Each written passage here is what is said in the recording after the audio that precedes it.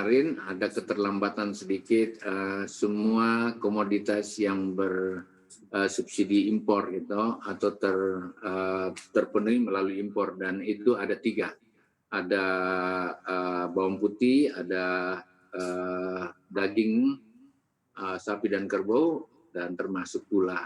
Ini keterlambatan itu antara lain juga karena di daerah asal ada COVID-19 dan terjadi ada lockdown di beberapa tempat. Itu yang membuat. Tetapi saat ini mulai dari 2-3 minggu sebelum kita masuk bulan puasa, importir itu sudah masuk secara bertahap masuk. Baik itu gula maupun daging maupun bawang putih. Ada beberapa tempat yang memang belum nyampe, katakanlah di Papua dan lain sebagainya, tapi saya kira ini minggu dia sudah akan bergulir lebih baik lagi. Kurang lebih seperti itu. Iya Pak, terkait dengan keran impor untuk memastikan ketersediaan di dalam negeri, apakah sebenarnya kalau dari sisi perizinan ada polemik sehingga misalnya telat nyampainya di pasar gitu Pak? Enggak. Sama sekali tidak, bukan itu. Memang pada saat kita pesan, kan kita juga nggak boleh buru-buru pesan masukkan impor. Kalau kita buru-buru masukkan impor, nanti komoditi lokal kita yang masih bisa menunjang bisa terpukul gitu loh. Oleh karena itu memang kita berusaha memang sesuai schedule-nya yang ada. Artinya nanti kita mulai mesan impor itu setelah Februari. Dan setelah Februari kan ternyata setelah kita pesan tanggal 3 Februari, saya ingat persis, kita mulai memesan itu.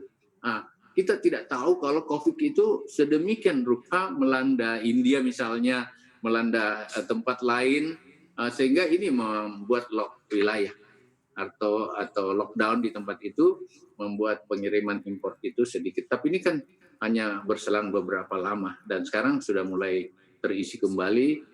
Tentu saja kalau misalnya di India nggak bisa, kita bisa datang dari New Zealand, kita bisa datang dari Brasil, dan itulah yang dipenuhi oleh importir kita secara bertahap sesuai dengan pesanan yang ada. Tapi realisasinya seperti apa Pak di lapangan, kapan baru akan terasa harganya turun misalnya untuk konsumen ini?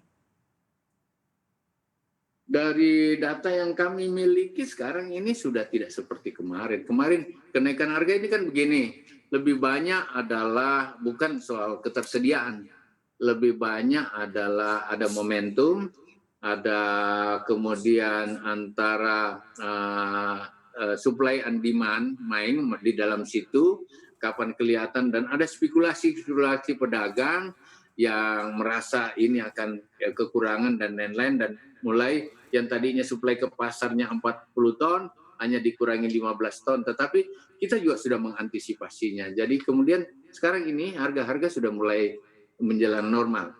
Yang kedua, dalam pendekatan dari tahun ke tahun, dari monitoring harga yang ada di pasaran retail yang ada itu, minggu-minggu pertama atau menjelang masuk bulan puasa memang harganya naik. Tetapi sesudah minggu kedua dia cenderung mendatar kembali. Mudah-mudahan seperti itu yang kita hadapi sekarang, karena dalam catatan yang ada sama kita ini neraca kita sudah terpenuhi. Oleh karena itu kita tinggal sekarang ini fight pada distribusi dan transportasi agar betul-betul daerah-daerah defisit kita petakan dengan baik dan kemudian kita coba masuk. Sebenarnya Elin, ini bukan kompetensi dari Menteri Pertanian, tapi atas perintah Bapak Presiden, semua kementerian harus turun untuk bisa menjamin kebutuhan masyarakat. Oleh karena itu Menteri Pertanian juga mengambil langkah seperti itu. Ya, tugas utama Kementerian Pertanian adalah melakukan optimalisasi produksi komoditas pertanian itu. Tapi antara retail seperti itu tentu ada kementerian lain, ada BUMN lain yang ikut main. Tetapi sekarang ini semua kita dekatkan komoditi itu langsung ke lapangan agar bisa menormalisasi harga yang ada.